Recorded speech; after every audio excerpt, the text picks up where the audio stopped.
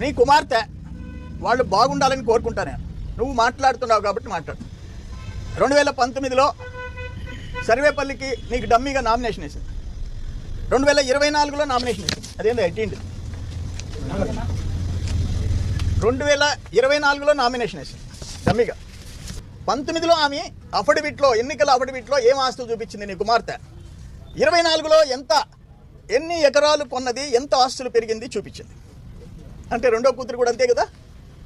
నీ కూతుర్లు మాత్రం 100 ఎకరాలు కొనుక్కోవాలా, ఆస్తులు పెంచుకోవాలా. అర్ధరాత్రి 57 ఎకరాలు నీ అల్లుడు ఒక బినామీ కంపెనీకి జీవో ఇచ్చిన తర్వాత ఆయన సీఈఓ అయిపోవాలా. ఆయన 9 కోట్లు ఆయన అకౌంట్లోంచి ట్రాన్స్ఫర్ చేయాలా. సింగపూర్, మలేషియా, హాంకాంగ్లో 1000 కోట్లు ఏడుండయో చూపివు. ఇప్పుడు 2016లో చెప్పినావు. ఇంచుమించు 9 ఏళ్ళు అయిపోయింది. అది ఎక్కడుందో చూపివా అంటే చూపివు. ఇంకొక 400-500 కోట్లు చెప్పావు, అవి చూపించవు. నా అల్లుడికి నేను కొనిబడలే. 60 ఏళ్ల నుంచి వాళ్ళ తాత contractor, Srisailam contractor, SHAR contractor, వాళ్ళ ఫాదర్ కాంట్రాక్టర్, ఇప్పుడు నా అల్లుడి కాంట్రాక్టర్. చాలా రాష్ట్రాల్లో వాళ్ళ కాంట్రాక్టర్స్. వాళ్ళు నన్ను ఆదుకుంటారు, నా కొడుకుని, నన్ను ఎలక్షన్లు, రాజకీయ ఖర్చులు. వాళ్ళకి నేను విల్లా కొనిచ్చానంటావు. ఒక్క మాట నీ నోటికుండా నిజం రాదు. నెల్లూరు ఆఫీస్ కొన్నానన్నావు, అది నాకు ఇప్పించేసి.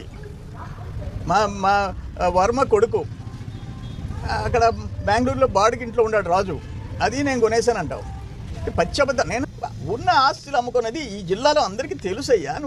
నువ్వు ఆడవిల్లా, ఈడవిల్లా, సిగ్గు శరమ. అసలు ఆ బ్లడ్ టెస్ట్ చేయించుకోవయ్యా. నీ నోటికుండా నిజం వచ్చేదానికి ఏదైనా మందులు వాడు.